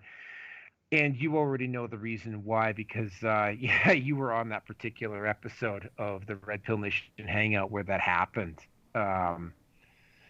We won't get into that here. Well, what I would like to do, though, is let listeners know exactly what was the Mgtow Master Series. How is it that you conceived of it, and what did it entail? All right, the Mgtow Master Series was the way me and Nihilist planned it out. It was, there's this thing called the Red Pill Rage, right? You go through the shock, anger, denial, bargaining, acceptance. It's the Kubler-Ross model. In fact, part of what we did on the Mgtow Master Series was discuss the Kubler-Ross model. There are other models for discussing grief, but I chose to go with Kubler-Ross. On Death and Dying, there was a famous book title. Well, it's also about emotional trauma. Right, sure, of course. You know, or just simply by discovering bad news. Again, that scene from The Matrix when Neo discovers that he was just a battery, right? In that whole process there. And you go through that, you come out the other side, you get to the acceptance side, and it's sort of like, well, where do I go from there? Because there's I mean, do I go back? Do I go the term in Mgtow is, do I go back to the plantation? Do I go monk? What do I do with? We didn't actually get onto this topic, but I'm probably going to have to do it independently now. What do I do in regards to my sexual energy? What do I do about these sort of things? And what we were trying to do with the Mgtow Master Series, and sometimes we actually hit back at some of the critics of Mgtow and the Mgtow Master Series, but a lot of the early content was about finding yourself, discovering yourself post rage, and where do you want to go from there? Because it's sort of like, you know, when you take the martial arts, you get to the black belt, but I mean, the black belt is essentially you've just mastered the basics, right? Like there's advanced stuff beyond that. Yeah, sure. There's like, what is there? A second degree black belt, third degree, fourth degree, just as with a lot of other things in life, including, you know, secret societies or any form of aptitude or accomplishment, I suppose, where they hand you a certificate and say, well done, grasshopper. But hey, listen, you hit on a really great point as far as transformation of energy. That is so powerful. That is very much, I'm not sure if you're familiar with the tantric, ironic, all this talk of, like, you know, sexual energy, but tantric Vajrayana tradition in Buddhism, but it's hugely, you know, kind of wrapped up in that end of things, the transformation of energy. There's even this one Tibetan visualization where you take all the world's negativity. Trying to remember what the name of it is now. I do practice it, but I don't actually know the name. So it's really kind of bush league type way of doing things. But you take all the negativity of the world, you accept that. That's the bodhisattva type approach. You take it all within yourself, all the crap, all the garbage, all the shit, as bad as it is or as bad as it may seem. Take it in and work with it to whatever extent or time that you feel comfortable in doing that, and then project it out in a new form, which is totally completely overhauled, and on the level, I suppose, of what is it with the physics? Not astrophysics, but just some sort of metaphysics, something along those lines, spiritual practice. It's a healing, positive light energy to the universe that you're giving back, really, without even necessarily telling anybody. It's all done very just with it, as Jesus talked about in the Bible. What was it, the book of Matthew? Yeah. He said, don't be like these hypocrites out parading about, with it's like a spiritual materialism type approach. I guess that's my impression what he's going on about. He said, just go to your room, go home, settle down, sit down. He's in your closet, I think, because it's one of the ways that they translate it. But it had to do with a kind of monkish type, just very solo approach, and just be quiet. And the goal in Buddhism really is just to make friends with yourself. that's my understanding. That's what I've been told. So energy is critical, though, and we are winding down. Go ahead. Yeah, so masculinity is and femininity. There's familiar with the Taoist yin yang thing. In each of those aspects, has both positive and negative aspects to that. And I mean, I accept, there is an absolutely creative, dynamic, protective like brotherhood force that comes from masculinity. The downside of it, though, is that there's also that psychotic, destructive, domineering side of masculinity, and femininity has the exact same thing. There's the nurturer, there's the caregiver, there's the raiser of the family, but at the same time you also have they're much more group dependent than males are. They also tend to be a lot more image conscious there's that whole yin and yang between masculinity and femininity. And it's sort of like, for me, accepting the masculine, it not only includes accepting the positive aspects of who I am, but also being able to accept the negative sides of who I am and to embrace those as equally as I am with the positive sides. And when I don't mean embrace, that doesn't mean I allow the dark side, for instance, to run free and run amok. It has its place, though. Well, it has its place. Tonglen, as memory serves, is the form of meditation that the Tibetans practice. So it's the giving and receiving, just a visualization once again of all the negativity. Tonglen, Tibetan for giving and taking, or sending and receiving, refers to a meditation practice found in Tibetan Buddhism. Tong means giving or sending. Len, receiving or taking. So known as exchanging self with other. It's the seventh slogan under relative bodhicitta in Lojong. Seventh slogan, relative bodhicitta. Bodhicitta, that's a great word. People look into that one. So go ahead.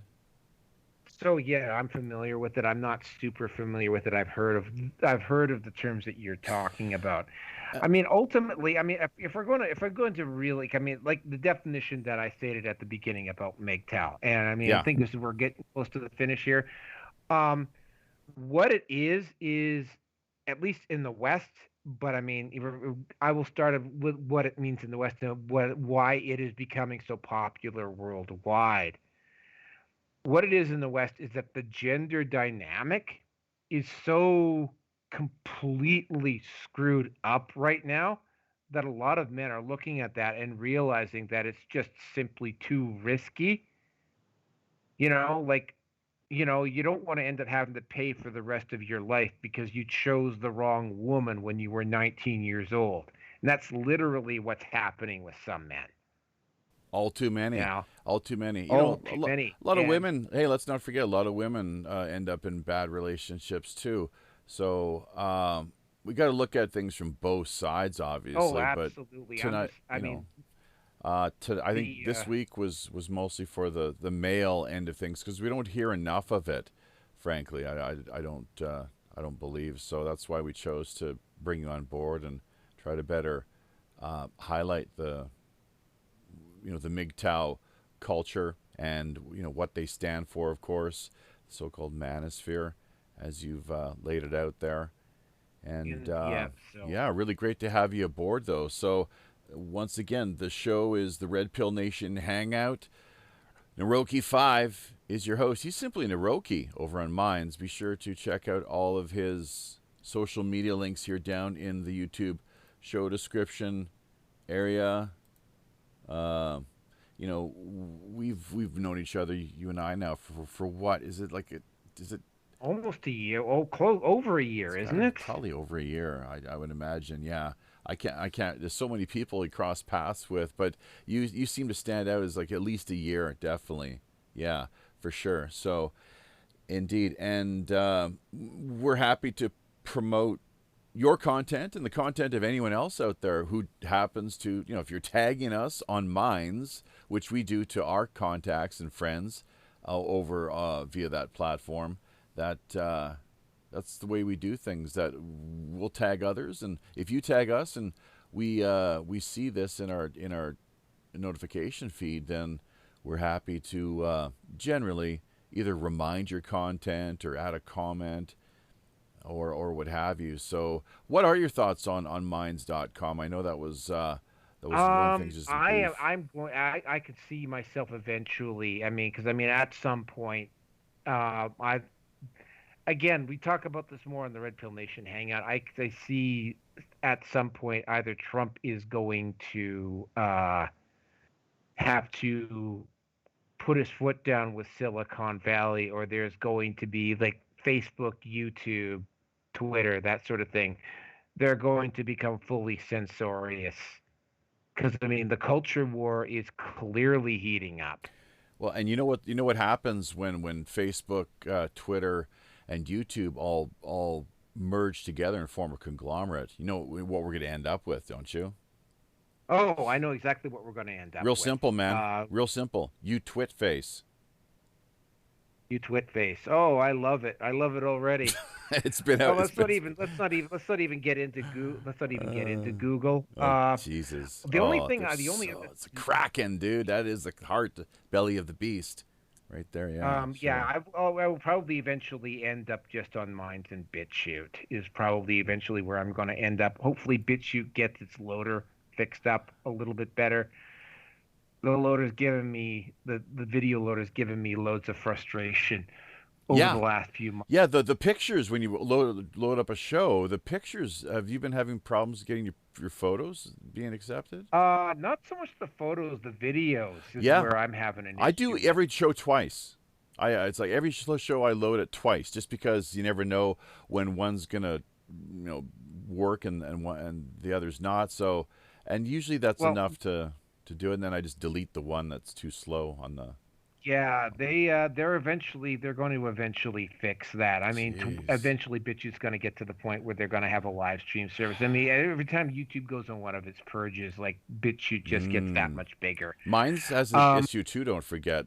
Sure you've probably. Minds gets bigger all the time. Gab was going that way until Andrew Torba went off on He's got proprietary code. It's not open source. It's proprietary, and that's where people's egos get too caught up in the whole business. Well, Torba went in. Torba was a free speech site, and for 4 or 5 months, he was just off on this blatant anti-porn crusade, and it's sort of like he got reminded repeatedly. I guess there's just varying opinions on porn, But it's like he got forcibly reminded by several people that you can't be, Policing. regardless of what you feel about porn, you can't be pro free speech and want to restrict someone's access to something online. Yeah. So I mean, yeah, there's varying opinions on porn, but I mean that's it. So yeah, he kind of backed away from that. Gabs is not. You know it when you that. see it. You know it to see it, I guess, as they say, right? Yep. The only again, and I mean, Parlor is actually also not a bad place to go. There's also Brighteon and I think Library. Oh yeah. Although I haven't, I've got a whole ton of I've turned into a social media hoe here in a form or fashion. The only other thing I'm going to say about the whole Manosphere and about Mgtow is this may come as a bit of a shock to you, but Mgtow is not necessarily for every single male out there. Why is that? It's going to depend upon the individual male's experience, what that man needs, where that man is going, and what that man requires to get to that point in his life. So Mgtow is the best vehicle for me. But yes, as amazing as it's going to sound, and there's a number of, like, for instance, Thinking Ape also takes this stance. There's a couple more who I can't think of that will take the stance. It's not necessarily for every male out there. I will also point out that there's a reason why Mgtow, the men's rights movement, Red Pill, that type of thing, why the Manosphere is growing at an explosive and exponential rate right now. You need to get yourself familiar with those reasons why, and they're going to have to start fixing them, because if they don't fix them, men are just like, I mean, a man is not going to stay tied into a system that is corrupt and decadent and is not in his best interest. It's effectively what it boils down to. Well, that's what it boils down to with Mgtow, right? And they're just going to leave. And there's a historical trend. There is one event in history that happened during the Roman Empire that shows you what happens when enough men decide to opt out of the society that they're involved in. And we're getting late into the show. I can't get into it, but I mean, it put the Roman Empire in a situation where they actually had to negotiate a settlement, whereas up until that point, the Romans had just simply sent in an army and just simply beaten back the invader. The Romans, for the first time ever, had to actually negotiate a peace settlement. Where was this? This is the Battle of Adrianople. Okay. The aftermath. How about that? All right. Romans. Yeah. Okay. We'll save that for the after show then, I guess, and take the conversation in just a whole number of any other related, or maybe even for that matter unrelated directions. It's typically a free for all and a potpourri as things go. Although we generally like to recap how things typically went over the front end, the feature portion of things. So thank you so much once again. Thank you to all the listeners, people out there in the audience, Janie Walker, Dana Shiver, Joey Boomer, always coming through with these great quality content items, clearly quite attentive when it comes to listening to the show and trying to be a part of things, although we still can't seem to coax them down from where they currently are to the point where they actually reach out and call in, contacting us here via Skype, pirate1radio@gmail.com. I'll have to save that for the next show from the looks of things. Barbecue Jim, Jennifer Knight, let's not forget her. Stranded 360, the Global Enlightenment Radio Network. So many people coming and going, popping in and out, some sticking around, and hanging pretty much on as much of the conversation as possible. But yeah, Janie Walker, speaking of her, she's been through a lot out there in Louisiana as of late. That big hurricane that just recently passed through her region of the country, Louisiana. And of course, I'm over here in South Korea, so it's not like I'm tuned into Fox News 24/7 or any of the other main television American networks, able to absorb essentially the magnitude of what takes place over there on a day-to-day basis. And God only knows when it comes to these, speaking of man-made climate change, yeah, I'm down with it completely, 100%, so long as we're talking about man-made scalar weapons as well, too. For example, the use of Tesla technology and the like. You never hear anything about that for some reason. Isn't that something? Isn't that something? I mean, you hear it on the streets, but for some reason they never mention these things in the big network television broadcasts. There we go. So much more to say, so much more to talk about. Great that everyone did drop by. Yes, Jennifer, we are doing an after show. Everyone's welcome to join us. It can be done either through Discord or Skype. Just contact us. Let us know that you're up for an after show, and we'll try to bring you into the conversation one way or another. So just keep in touch here through whatever means you have available via social media, and we'll be sure to do that because we are family. So how do you do that with a bit of a pirate sort of twist? I don't know. Pirate Larry, if he hasn't, we tried to catch his attention earlier, but not sure if he's there you go. I was here. It's just there was a train moving through. Oh, we love trains. Yeah. We love trains. It's too bad we couldn't have heard that. So here we go. That's right. Here we go on our own. Right back down to the scurvy dog again, I guess. Right back down to the scurvy dog.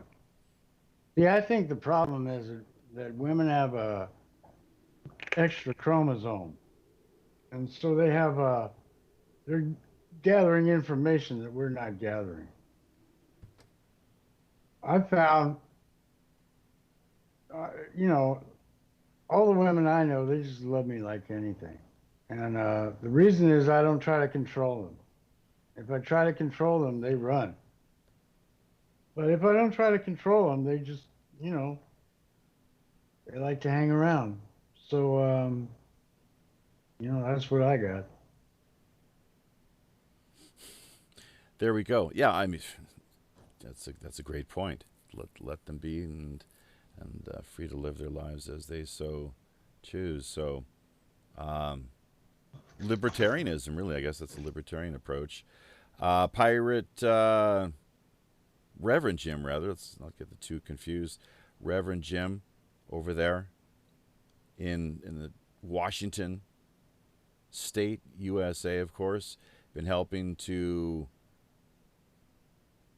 relay our feed as he so typically has been trying to do, at least the past number of months. I guess, yeah, you were listening attentively from all indications, as far as we can tell. How did things look on your end then? Things look good. We come across 5x5 the whole show, so that's good. I was gonna say this reminds me of Tom Likas. I don't know if you know who he is, but he's a big talk show host with very strong views on women and why women like asshole men and not the nice guy. And so he basically tells guys not to be nice guys because they get walked on. And I used to listen to him pretty regularly. And I have to admit that he's right on a lot of what he says. But how he says it is so crass and overly, excessively. So that's why I quit listening to him, following his show, because it's just way over the top. It's good information, but it doesn't have to be carried that far. That's a good point. Yeah, as someone who, in our position, who people ourselves sometimes issuing opinions of some sort, that we've got to be mindful of our tone. There's no doubt about that, and the sense of humility that goes along with where we find ourselves in our roles as, I'm not sure if you say mediators, necessary conduits, most certainly, because we are networking, sure, building a community in a virtual sense, and there's a lot of responsibility that goes along with the positions that we hold, even at the grassroots level. But some people certainly do get carried away, a little too pompous and a little too much up on their high horse. I guess, is that in part what you're getting at? I can only take Lycus in small doses, personally. How do you spell his last name? Leykis. Yeah. Is he Jewish, perchance, or what kind of? That's a strange surname. He doesn't look Jewish. Well, that doesn't matter. Does he? I mean, again, that's funny. Right? You don't look Jewish. I think it's the name of it's a comedy album. I went and saw, when he was in Seattle, I went and saw him one time, because he does live shows where he's actually broadcasting his show in front of a live audience. Mm-hmm. And, well, I'd never do it again. No, he's not physically attractive, is he? No. He is a rather overweight and very unattractive man. And seriously, I think the only reason he can get women is because he's got friggin' money, not just because he's an asshole.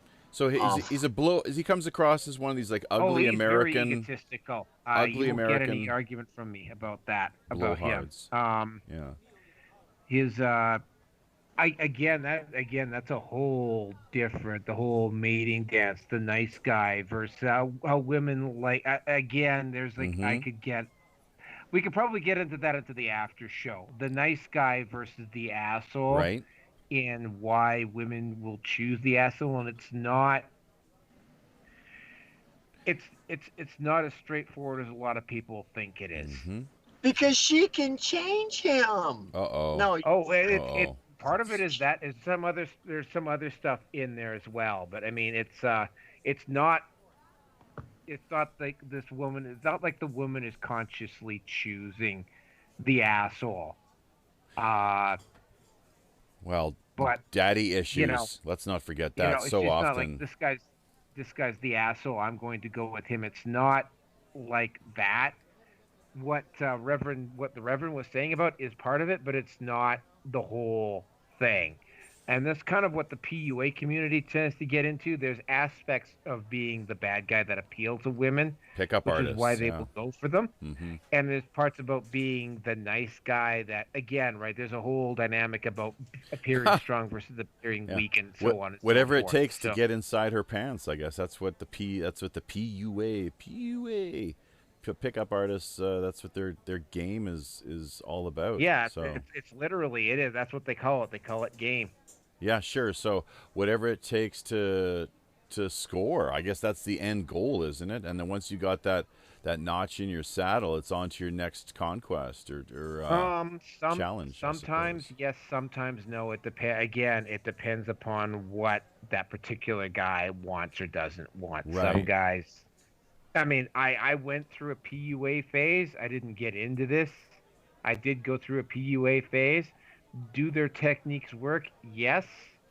You do get women in your life. There's that whole yin and yang thing that I was talking about earlier. The downside is that you get more women in your life. Okay. Well, we'll get more into this hopefully in the after show as we nearly make our way up to 12 people here all together. Not quite a baker's dozen from what I'm seeing via the YouTube statistics, but get everyone here to mute out, assuming that Neroke, you've shared all the information you you care to as far as Yeah, your for the show, for now, contact? yeah. There's somewhere I could talk about, but it's like, if you want more information, I've got a YouTube channel. Go over and check that stuff out. If you have any questions, the YouTube channel is probably the best place to get a hold of me right now, Red Pill unless you Nation. want to join my Facebook group Okay, there we go. or mine. Mine's simply /Neroke. We have his social media links, Twitter, Red Pill Nation, and the BitChute channel, all available down in the YouTube show description area. So thank you once again to everybody who was a part of this week's show. I read a lot of the comments that were being presented here over the course of the live stream. It's just unfortunately I didn't have a chance to really get into them too much, although they're pretty distracting in a lot of ways, because as you can maybe tell, people listening, I'm lending some attention to them right now, just the back and forth amongst people. And a lot of the great, well, Janie Walker, I can't help but going back to her, of course, because she's talking about how she's in Facebook jail for at least 3 days. And it's ridiculous, as Joey Boomer here concurs. Maybe, well, she was hacked or messed with. They send obscene messages to friends. Yeah, I've heard about that. So, but apparently she does not follow their community standards. Terms and conditions have been violated. It's really lame, because she's challenging the mask, basically the mandatory mask declaration, or just the view that masks are so critical and necessary to avoid the spread of corona, which in my mind really I think we should all be working up to herd immunity at this stage. Clearly this is not the Black Plague 2.0. There's a little bit of the thinning of the herd. That's just the way things go, folks. Sorry to say. And what would be really ironic, of course, is if I dropped dead in a week or two because of having said this. I wouldn't say totally invulnerable. At the same time, I think I've got relatively decent health, all things considered. But it's mostly, the old people and folks who have a pre-existing underlying health condition, as the CDC clearly laid out just a couple of weeks ago. And 200,000, this is just endless propaganda and disinformation. I'm not even going to say misinformation, because it's just utter disinformation, what the mainstream networks are continuing to promote. With these having reached the threshold and milestone of 200,000 deaths now, casualties in the USA. Bullshit. Total nonsense. It's 10,000 at best. The CDC clearly has this via their numbers, and that everything else is the result. It's not. It's because it's this. What is the old the fallacy, causality? Correlation does not necessarily prove causation. Correlation does not mean causation. Yeah, it does not equate to. So COVID, because of COVID, or just COVID was present, doesn't mean that it caused it. And so many of these people, as the Royal Commission, the head of the Royal Commission in Britain, Nigel Ferguson, I believe his name was, he stated something in the neighborhood of, oh, by the way, with these numbers that were laid out, which were just totally blown out of proportion in the first place, if you go back and see what the ridiculous figures that they projected, just total fear-mongering, just utterly just despicable. But what he did say, which did ring true, was that, oh, by the way, something like 2/3 of these people would have been dead by the end of the year anyways. This is the head of the Royal Commission of the health inquiry end of things, as far as what Britain has to offer. And their findings, what Ferguson had published, was what both London and Washington ran with. The projected figures and all the stats and information. So why? Because it totally played into their agenda. Obviously, these high-powered interests. And so many people are still falling for it. But there we go. Janie Walker, among others, being banned, being shut down. And Barbecue Jim talking about how he's getting ready to leave Facebook for good. I'm not sure, so sure if that's the best idea, but because you'll want to have that available because you just never know when it might come in handy. But there's no reason, just because one is using, say, Minds.com, that you have to completely abandon Facebook. No, that's not what I'm saying, and I'm assuming it's not what a lot of people out here who've had a chance to take a look at the various platforms, alternative platforms that are emerging and making themselves available. That's not what they're saying either. But we have reached the end of the road, and we're not quite able to hit that magical baker's dozen, the 13 level member mark as far as the live stream is concerned. But it's been a great talk all the same. Once again, yes. Just check out all the links in the show description area. We'll be back again Tuesday with the news. Hope everyone's enjoyed the live stream. Be sure to check out our Teespring store that we have available. Support us on Patreon. Help us out over on Minds.com with your digital token donations. Thanks once again to Joey Boomer on that front. Tippy top of the Pirate Mask, cream of the Crow's Nest crew, continuing to be Dana Shiver and Janie Walker, even though Janie is struggling very much, given the fact that this recent hurricane really laid those people low out there in her region of Louisiana. So our thoughts and prayers to you, Janie, and your friends, your community, and beyond, of course, too, in rebuilding what to this point at least has been lost. So the phoenix shall rise from the ashes once again. Until we meet again out in the high digital seas, on behalf of Captain Long John Sinclair and all the rest of the crew here aboard the Robin Hood, I'm your host as always, the show's Chief Communications Officer, Jaffe Ryder. And why not check out a little more of that Mgtow business, see what it's really all about. Might be able to help you out in a difficult situation somewhere along the way, guys. Tally-ho.